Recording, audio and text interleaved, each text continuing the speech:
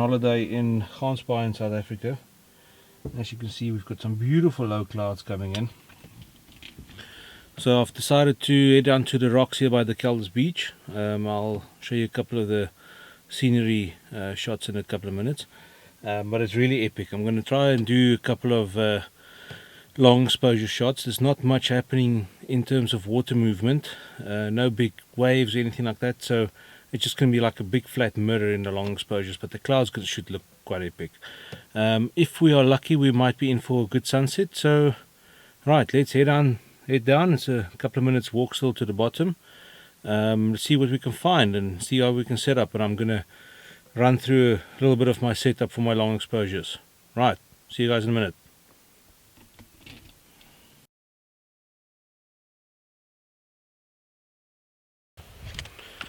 Right guys, the scenery here is absolutely incredible. I just love this piece of coastline. It's dramatic, peaceful, it's full of life. Winter times, you've got heaps of whales frolicking around here. Only frolicking that's going to happen now is hopefully myself with a really good composition and getting a good shot for you guys. So right, so let's see. I think I might have found a possible spot, so let's go check it out. Let's have a closer look.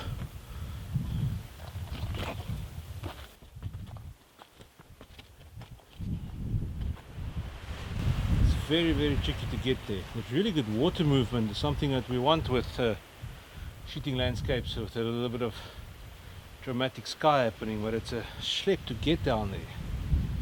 So now the only question is it worth it? As you can see, the rocks are freaking treacherous here. They are. Well, it's the last place I would want to fall down. But this looks really, really good.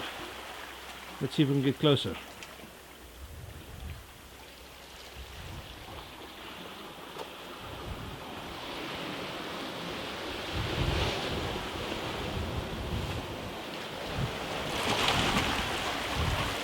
Whoa, it's getting better.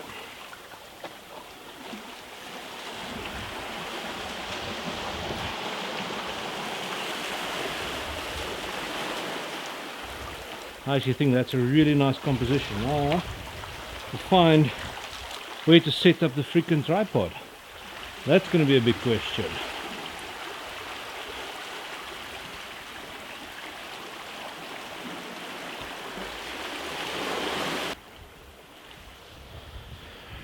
It's a really, really good spot. Got really good water movement in the front, beautiful rocks, good clouds. Right direction basically, but it's just too treacherous to set up the tripod here. I can, if I'm shooting just one tripod, I can work it. Putting up two tripods to shoot a little bit of video in between, maybe some time lapses, it's just not going to work. So right, let's quickly look, because according to my what I want to do is I'm going to be set up at 6:30. It's basically 6:30 now, so let's quickly shoot down a little bit to the other side and see what we've got. Right. Got a beautiful little rock kestrel sitting here. Hopefully you guys can see him. He's right there. Calling out. Obviously doesn't like me too much being here, but I'm going to go way over there. So I won't bother him much.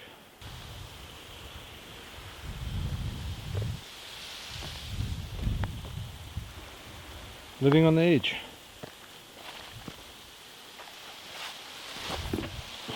Got my setup basically complete. I abandoned that little gully I was at earlier, simply because it was just not the right place to set up. It's got lots of potential, but it wasn't the right place for this type of shoot. So came back to an old spot that I've shot before. I'm going to shoot a little bit different. The conditions are completely different to how I shot it that previous time. So right, let's quickly go have a look at my setup I've got here. So right, basically I've got my Canon 6D set up on my Manfrotto tripod over here. Got my filter slot in at the moment. I've got my Lee filters on. I'm not going to be shooting with my other ones.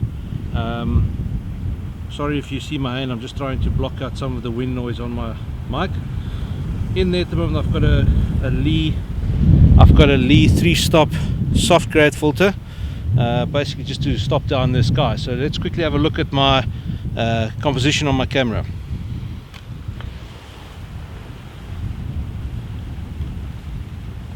So there you have it. Got that big old rock in the front, me in the middle, got my top third on the horizon, beautiful clouds coming in, some good light filtering through, and got rocks on my side, and I've got a little point on the left hand side coming in. So I think this could be quite nice, and especially because I want to focus on some long exposure shots.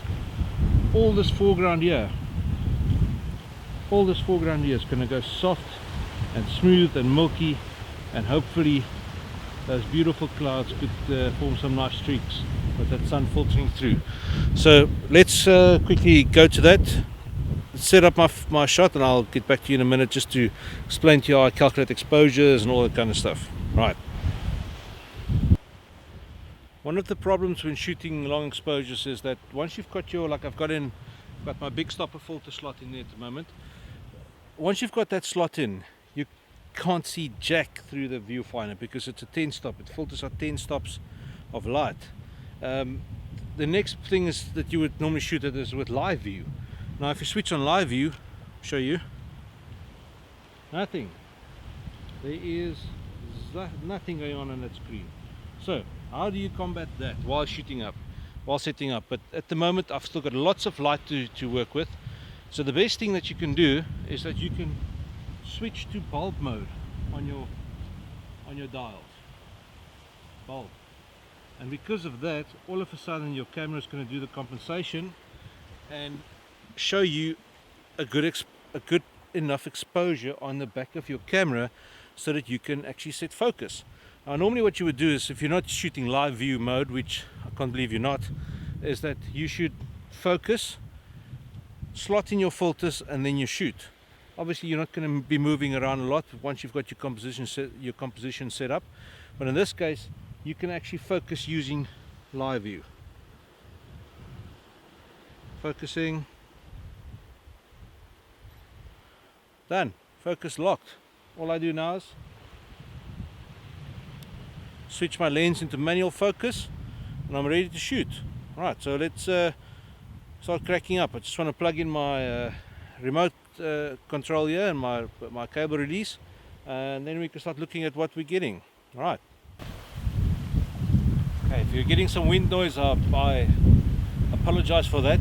Unfortunately not much we can do right here. So right, now that I'm set up, I've got my filter set up, I've got my composition, I've got my focus locked.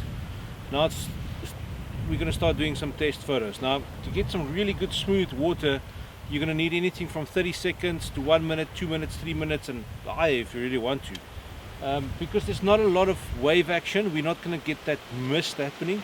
We're just going to get a really smooth water. So I've done 1 or 2 test shots just to see what I'm going to do.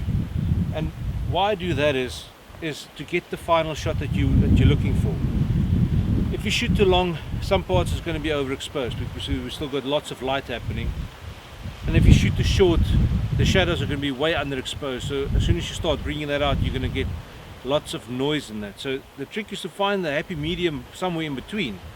And the way I do it is I normally shoot 3 or 4 test exposures. I'll start at like 30 seconds, I'll go to 1 minute, because this is a long game. It's not a come in, set up, get your shot and you leave. You're going to be spending an hour here at least. Yeah, I'm sure another 45 minutes. So you want to get this right. So at the moment I've shot 30 seconds, I've shot 1 minute. Next one I'm going to do 1 minute, 30 seconds, and then 2 minutes, and then I'm going to get a really good idea of what I want. So that's going to take me about 5 minutes to get my shots done. So as the light changes, you're either going to open up your aperture, because at the moment I'm shooting at f13 to block out more light to get longer exposures. ISO 100 to keep it low, keep the sensor very not so so very high sensitivity to like high ISOs, ISO 400, 800 or higher, because that's just going to shorten my exposure time. So right, that's basically the long and short of what I do. is you're going to have to get those test exposures. Now there's certain cameras like particular Olympus, and the camera is playing tricks on my mind. That one has got, you can actually see, oh, we've got some beautiful dolphins coming past, a pod of dolphins. See if I can show you guys this.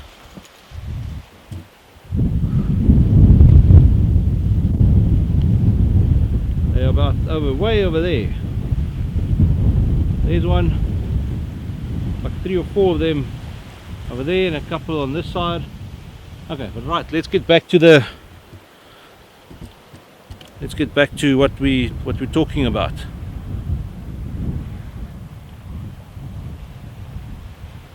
All right. The Olympus, the OMD EM1 has had this feature in before, and now the new one has got it in as well. It will actually show you how your exposure is busy building on the back of your camera. That is insane. It's one of those awesome things that everybody would love to have, is that while you're busy shooting, you can actually see on the back of your camera as the exposure builds and builds and builds, and you can see, once you're happy with your exposure, you can just shut it down and you're ready to go. So you don't have to do all these test exposures the whole time. Now I know there's lots of mathematical ways of figuring it out with your f-stops and the amount of light and all that, but my maths is too crap just to figure that out while I'm busy shooting. I just want to get my shot and be happy with. So for me, my personal way, I shoot at least 3 or 4 test exposures to see what I want, to get the nice, and basically what you're doing there is you're bracketing as well.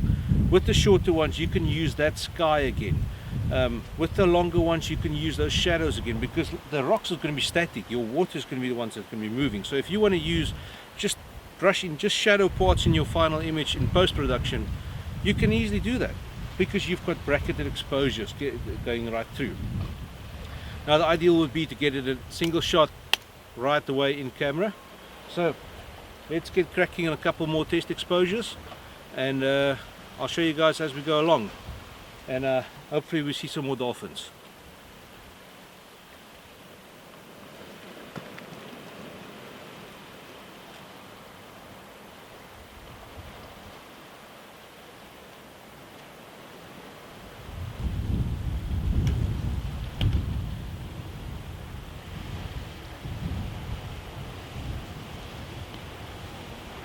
Okay guys, let's look at 1 and 2 of my test exposures. This was my very first one I did. See if I can get a little bit closer. You will see the exposure time up here. Exposure times, f-stop, ISO is all on ISO 100 and all of these images. First one, f6.3, way wide open, 35 seconds. You could start getting blurred out sections and highlights over here. So right, let's go to the next one. That was 69 seconds, f13, quite a bit darkish on this side. See if we can brighten it up a bit. That's basically what it is. So the next one, in the f13, 2 minutes. Beautiful smooth water, beautiful smooth clouds, but still a bit dark. So the last one I did just now, I changed my white balance to 10,000 Kelvin, purely because the big stopper fault is very cold, so I wanted to get a little bit more natural warmth coming in. That one was 130 seconds, so just over 2 minutes at f10. I opened up my f-stop a little bit. So there you have it, my test shots, and I really love this last one. So I think we're going to play around with that settings for a little bit and see what we get. Alright.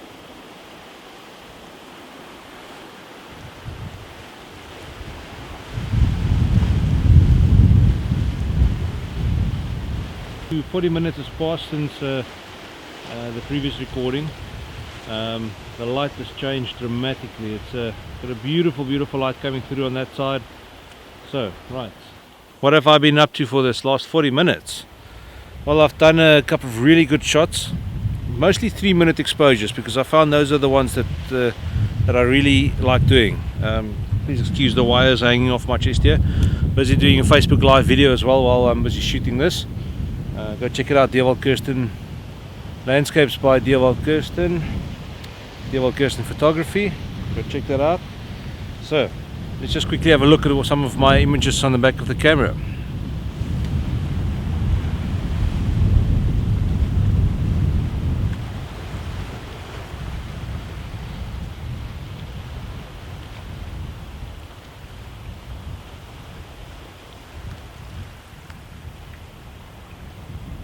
love this one. This one's probably my favorite because we've got beautiful light coming through on that side. Quick little one in black and white just to get the difference.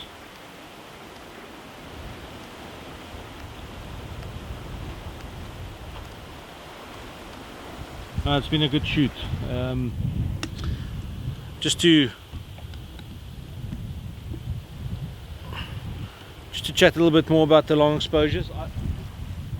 Chat a little bit more about the long exposures. I don't often shoot long exposures. I don't use my big stopper filter that often. I always say it's a nice to have rather than a need, and it's also good to have it if you need it than to sit with a shoot where you don't have it. So if you've got the budget to spend it on a big stop or a 10 stop filter, buy it, but it's not the be all and end all of landscape photography. I personally prefer more images where I've got detail in the water or in my movement, but then again that's just me. I like the natural stuff. Shooting long exposure, same as star trails, is that you creating images that people will never ever be able to see with their naked eye. You can only do it with a camera, and that's what that makes it really special for me. But then again, I can most probably count the number of long exposure big stopper type images in my portfolio on one hand that I can quickly think of. So I definitely added one to that tonight. But yes, so if you've got any questions regarding long exposures, I'll help you as best as I can. Like I said, I don't use maths to work out my exposures. I play it by ear. I do test photos to see what works, and I take it from that. So now I'm just waiting for this light to go, to change a little bit more to see what we get. But yeah, like I said, don't do mathematical calculations and working out my long exposure shots. I play it by ear, do my test shots, see what I get, and take it from there. So get your composition set up on your very sturdy tripod because it cannot move while you're busy shooting. Put in your filters, switch, preferably set up while you've still got good light to work with. Put in your filters, switch it to bulb mode because that's going to bring up a really good indication on your screen in live view. Live view is everything when shooting these kind of stuff. Focus, lock lock off your focus button, or your AF on your lens, so you're set there, and then you can start shooting. And start with 30-second shot, start with a 1 minute, 1 minute 30, 2 minutes, and see what you get. If you get one of your shots in that time frame, then you know you're good to go. If you don't, then you know, shoot longer. So right, let's see what we get further on. Thank you guys. Thanks for watching once again. Hopefully I could have answered some of your questions. If you've got more questions, leave them down in the comments. Don't forget to click the subscribe button, and I hope to bring more of these videos for you guys soon. Right, so see you soon. Cheers.